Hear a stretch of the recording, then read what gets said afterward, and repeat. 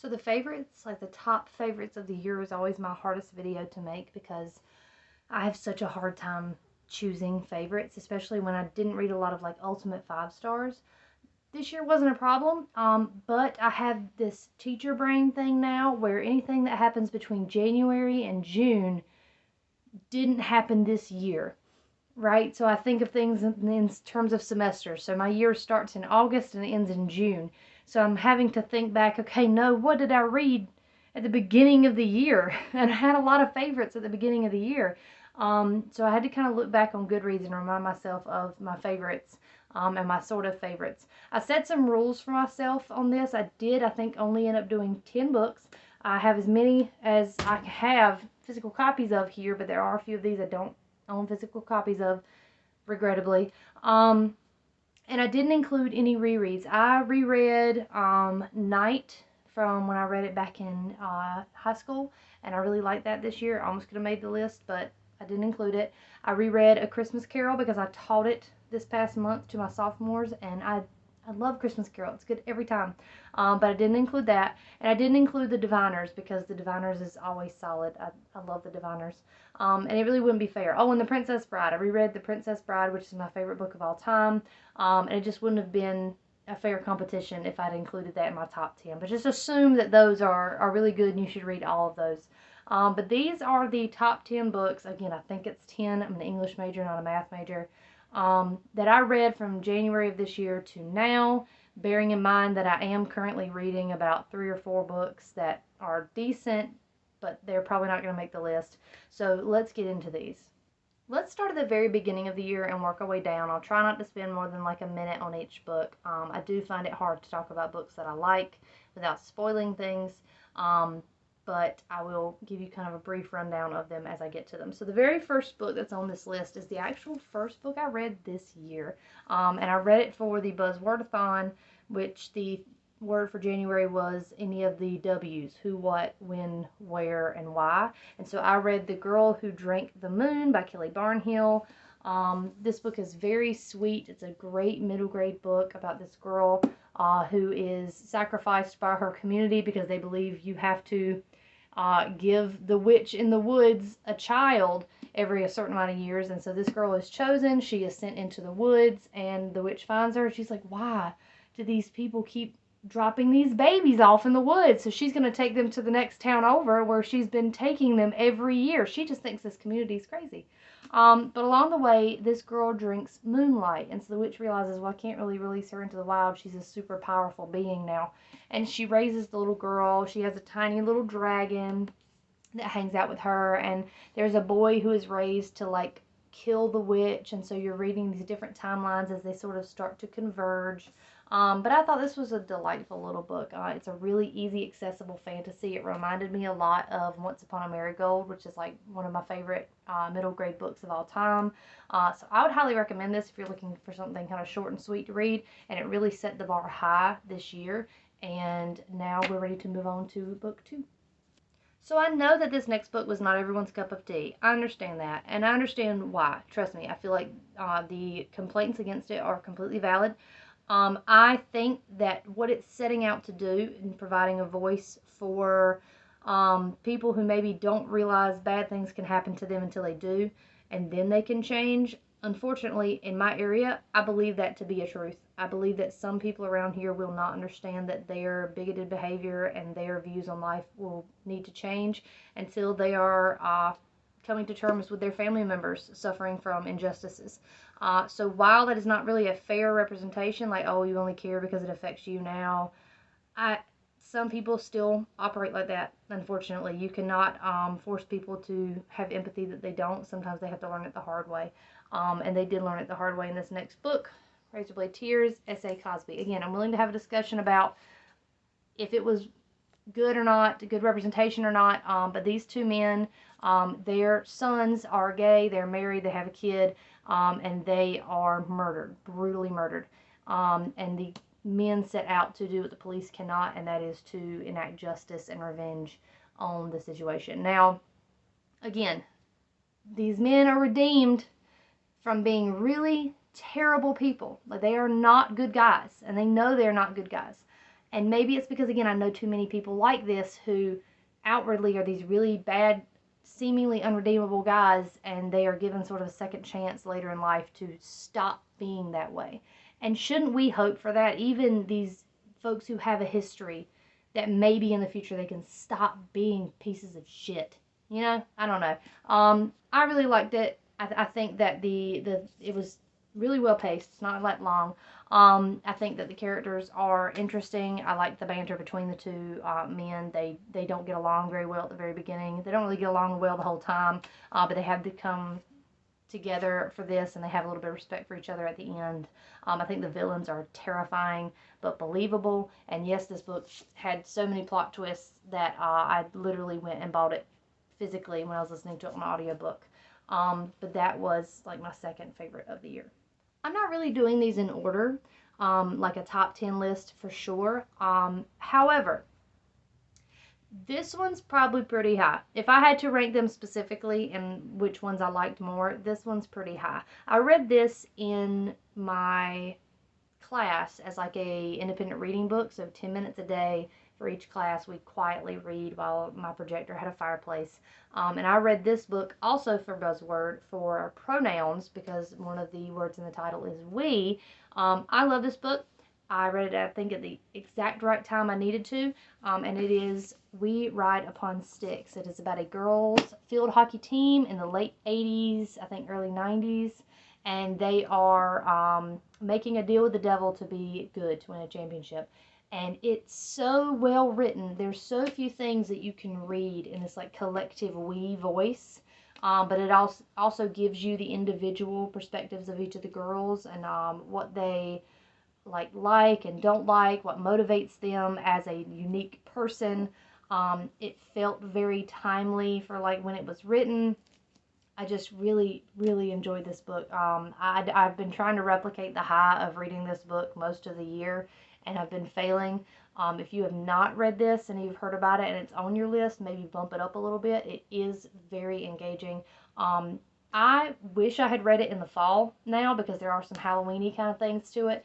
But it really was impactful for me because I teach in a high school, and so the descriptions of the different libraries and stuff felt very like approachable to me, because I work in an older building.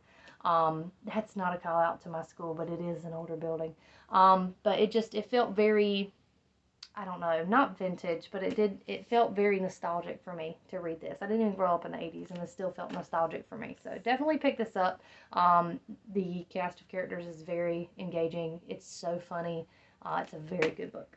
I cannot shut up about the next book on my list. I have already talked about it, I believe, in every video so far this 12 days, and that is Little Thieves by Margaret Owen. There is nothing I can tell you about this book that you cannot already hear me say in like 4 other videos. This book is amazing.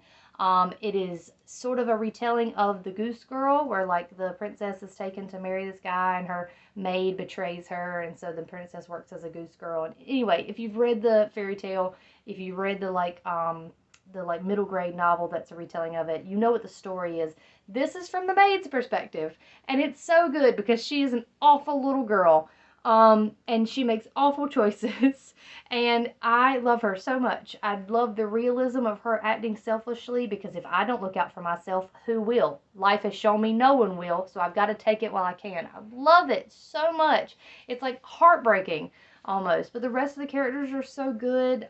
There's some interesting representation here. I don't know and haven't looked up fully what the sexuality representation is for Vanya, our lead, but I believe she's in the demisexual, asexual spectrum, which is really refreshing to see in a YA fantasy. And I think that it's very well developed here, like realistically, like, hey, this is kind of a difficult thing. I'm very attracted to you, but also what does this mean?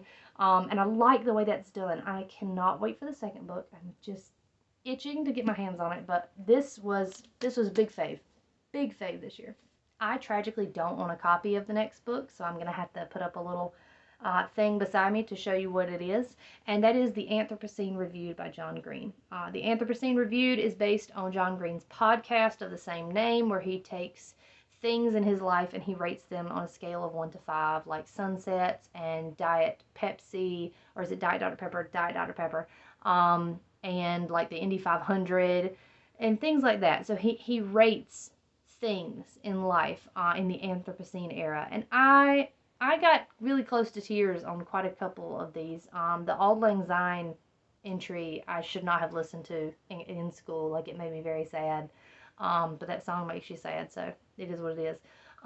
It's a good little book to listen to because you're not gaining more information each time, so you can just sort of listen to a section or a chapter, and it's as if you're listening to a podcast. There are a few entries that are not included in the podcast. Like, if you've listened to the podcast, some of these are going to sound familiar, but if you haven't, there's a couple new ones. That way you don't feel like you're missing out, and some of them have been edited, so you have new information added. But it was just a really nice, brief audiobook, and it's narrated by John Green. So it's the same thing I would recommend with like Caitlin Doherty in my audiobook recommendations. Since she wrote it and narrates it, there's something kind of like personal about it. And so I highly recommend that you look up the Anthropocene Reviewed. This is one of my top ones this year. The next one I just got a copy of. It is This Vicious Grace by Emily Thiende. I'm so sorry if I'm saying your name wrong. I really like this book. This is a really good YA fantasy. And I don't usually like go for those. Like, logically, I don't know to go for those, but I picked this up on the recommendation of my friend Gina, who loved it, and she was right. It was amazing. I'm very excited that I read it. It is about a girl who has to find someone to pair with to prevent sort of this apocalyptic event, and everyone she's paired with and married, the minute she touches them, they die, which is not great for your self-esteem or for any kind of intimacy issues that you have.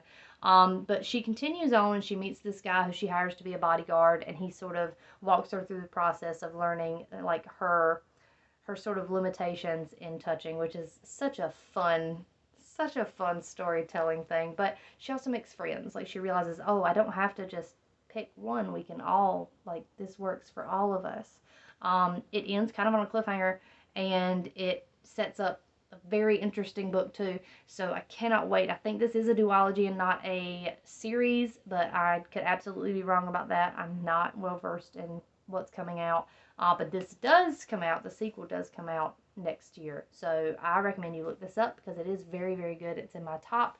That way you are ready for next year. I also, regrettably, do not own a copy of the next book, which was awful because it's one of the few things I looked for at the Barnes & Noble 50% off hardcover sale. I've been looking for it ever since I read it this summer, and that is Woman Eating by Claire Coda. Woman Eating is about a vampire, but it's also like not about a vampire. It's that beautiful like mixture of literary and horror that I love, and like they just combine to be this short, sweet novel about this girl that's trying to fit in when she doesn't have cultural connection to food. And you don't think about how culturally connected you are to food unless you are in a culture that highly values certain foods. She can't eat with her friends that she's found when she's moved into the city. She can't have the kind of hangouts that they do because she's wanting to eat them and their dogs. Like, it's very difficult for her to connect to people because she doesn't have a sense of identity because she is lacking that from her mother and from her father who has passed. So it just, I don't know, the symbolism of it is so beautiful to me. I feel like I could read it and annotate it to teach it, and it would be really good in an AP class. But I don't have a copy of it. Oh well.